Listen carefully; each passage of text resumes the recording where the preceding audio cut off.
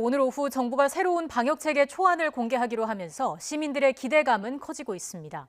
특히 그간 거리두기 조치로 힘들어했던 자영업자들은 한시름 놓았다는 반응입니다. 취재기자 연결해서 현장 분위기 직접 들어보겠습니다. 김혜린 기자. 네, 서울 홍대 거리에 나와 있습니다. 네, 정부가 오늘 오후에 발표할 방역체계 초안에서 식당이나 카페 등은 영업시간을 포함해서 규제가 대폭 풀릴 것으로 보이는데 현장 분위기 어떻습니까?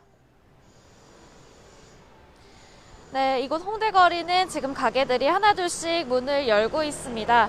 전날 홍대거리 상인회를 통해 이야기를 들어보니 단계적 일상 회복에 대한 기대감이 커지고 있는데요. 특히 거리두기 조치로 힘들었던 자영업자들은 한시름 놓았다는 반응입니다.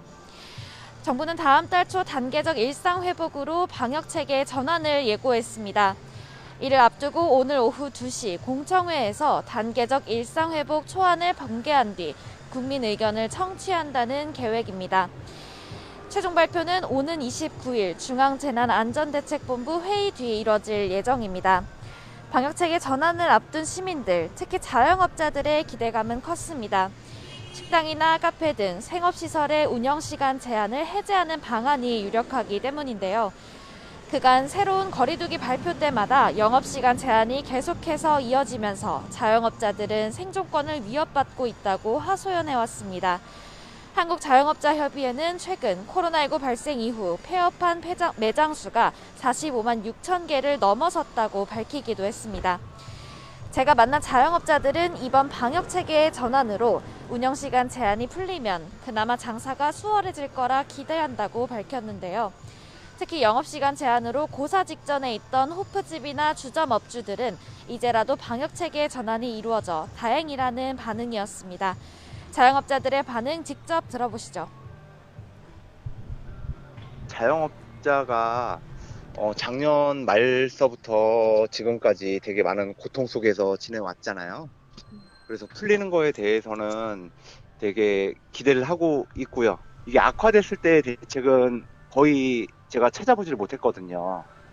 예, 그래서 상황이 악화됐을 때 어떠한 대처 방법을 가지고 있는지 정부에서 좀 안을 좀 내놨으면은. 하지만 단기간에 상황이 나아지지 않을 거란 우려도 있습니다.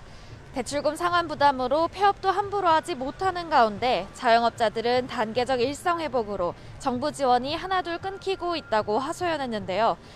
이들은 집합금지나 제한 조치를 받은 업종에 대한 100% 손실보상을 요구하고 나섰습니다. 또 업종이나 시설별로 세부적인 지원책을 마련하고 정부가 나서 소비 분위기를 형성하는 게 필요하다고 밝혔습니다. 시민 반응도 긍정적이었습니다.